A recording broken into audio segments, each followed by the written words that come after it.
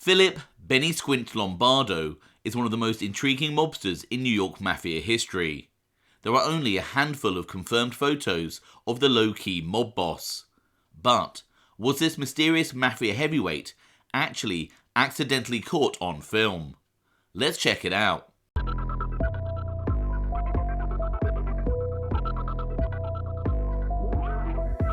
I'm James Gladwish and welcome to OC Shorts, bringing you detailed historical snapshots of the American Mafia and other organised crime. Feel free to subscribe if you like that sort of thing. Today, we're going to explore some film that may well contain footage of low-key Genovese family powerhouse Philip Benny Squint Lombardo. I've covered the life of Philip Lombardo in a previous video, and have included the link to this in the comments below. But let's have a quick recap of some interesting points. Philip Benny Squint Lombardo came up in the famous 116th Street crew of the Genovese Crime Family. Throughout the 1930s, 40s and 50s, he was a soldier under Genovese family captain Michael Trigger Mike Coppola. In the 1960s, with Trigger Mike having some legal issues and potentially in semi-retirement, Philip Lombardo would become acting captain of the 116th Street crew. By the early 1960s, after family boss Vito Genovese was incarcerated in the late 1950s, Genovese made New Jersey-based mobster Gerardo Jerry Katina his acting boss, and Tommy Eboli, the captain of the Greenwich Village crew, was promoted to acting underboss. At some point in the 1960s, it was rumoured that Jerry Katina was considering stepping down as acting boss, and an illegal FBI bug picked up a conversation where acting Genovese family underboss Tommy Ryan Eboli discussed how he would like the highly respected Philip Benny Squint Lombardo to replace Katina as acting boss of the family. As an FBI file states, New York 3986 C** advised on 4/5 last that Thomas Eboli and Michael Genovese discussed possible change in leadership of Genovese family resulting from stated desires of Gerardo Katina to retire from organisation. Eboli stated he would like to see Benny as boss. Benny is believed to be Philip Lombardo. Eboli claimed that 6 individuals agreed with his thinking regarding Lombardo. We named these 6 as Saro Moggiavero, representing Rocco Pellegrino, Harry Sox Lanza, Jimmy Blue Eyes Allo, Jimmy Angelina, Ray DiCarlo, and himself. Eboli referred to these individuals as the Colonels. Eboli stated the first thing they must do is discuss this with Mike Miranda and then see what Vito Genovese thinks.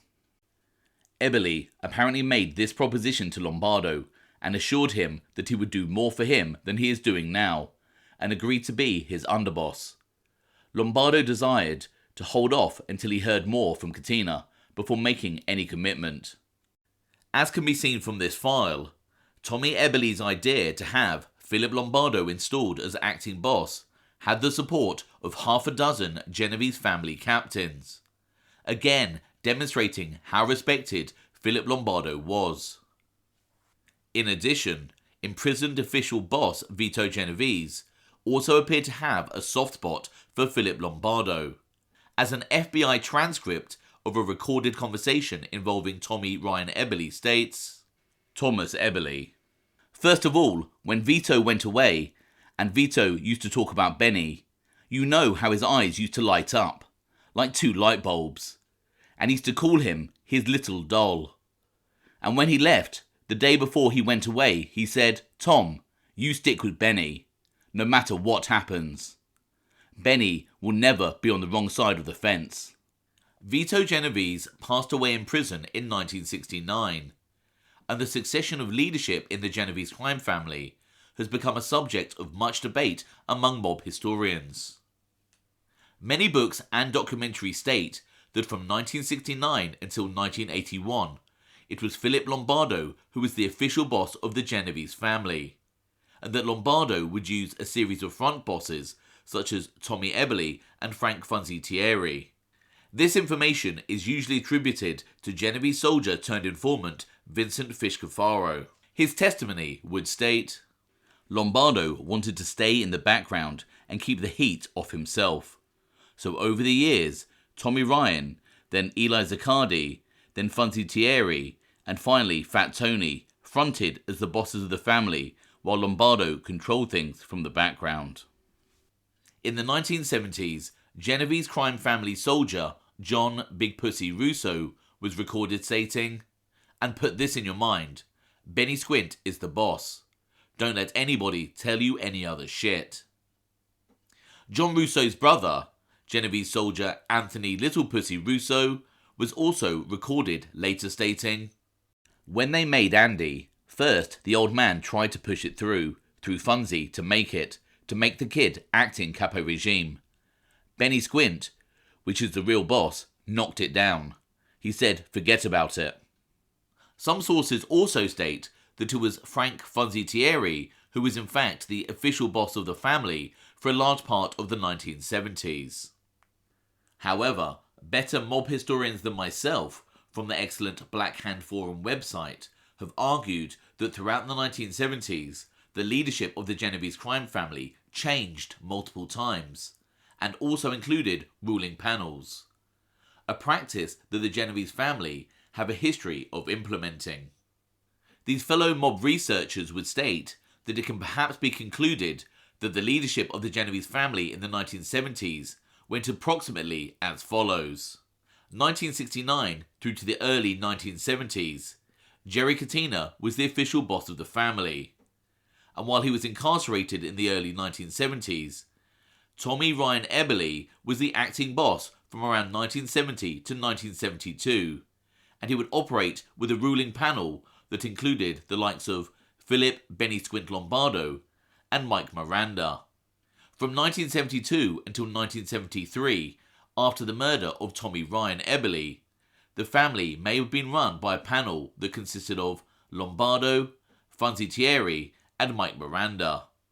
Frank Funzi Tieri became official boss in around 1973 and would continue to act in this capacity for several years, but due to ill health also had a ruling panel, which allegedly included the likes of Carmine Little Eli Zaccardi, Buster Ardito, Dominic Alonghi, and Peter DeFeo, up until 1977. Anthony Fat Tony Salerno, Philip Lombardo, and Vincent Chin Gigante were potentially a ruling panel of the Genovese family in 1980, with Lombardo becoming official boss in 1981 for a few months, before stepping down and being replaced by Vincent Gigante. Some even argue that Philip Lombardo still pulled the strings of the Genovese family while in semi-retirement in Florida before he passed away in 1987. The secretive nature of the Genovese crime family has always made them a fascinating organisation to study. And whichever leadership theory you subscribe to, it is clear that Philip Benny Squint Lombardo was a well-respected mobster in that family. As stated at the start of the video, there are only a handful of photographs of the low-key Philip Lombardo. Let's check them out. Firstly, this mugshot of a young Philip Lombardo that can be found in the files of the Federal Bureau of Narcotics. We have this surveillance photo, which is allegedly Benny Squint. And then we have this image of an older Philip Lombardo attending the funeral of Frank Funzi Tieri in 1981. And another photo also from Funzi Tieri's funeral. It is this final image of Lombardo that brings us to the main topic of this video. An eagle-eyed viewer from this channel sent me a clip of a video that he had seen on the excellent MobFacts YouTube channel. The footage is from Funzi Tieri's funeral and appears to have captured film of the mysterious Philip Lombardo. Take a look at the mobster walking down the stairs, putting on a hat. There were relatives and friends, some undercover cops, a lawyer, and some soldiers from the Genovese family sprinkled in the crowd, but none of the big men in the Genovese family and none of the bosses of other families. Only flowers spoke for many who were not there. As we can see, the man putting on a hat is the same man in this photo. If this photo is indeed Philip Lombardo, then we appear to have actual video footage of the man known as Benny Squint. What is interesting is the voiceover in the video. Regarding Funzi Tieri's funeral, the journalist states that there were no big men from the Genovese family in attendance, again showing how even the media had little idea about who Philip Benny Squint Lombardo really was, or even what he looked like. Here is the footage again a couple more times for you to consider. But none of the big men in the Genovese family and none of the bosses of other families. Only flowers spoke for many who were not there.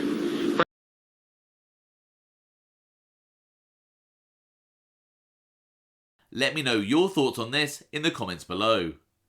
I hope you found that interesting. Thanks for watching.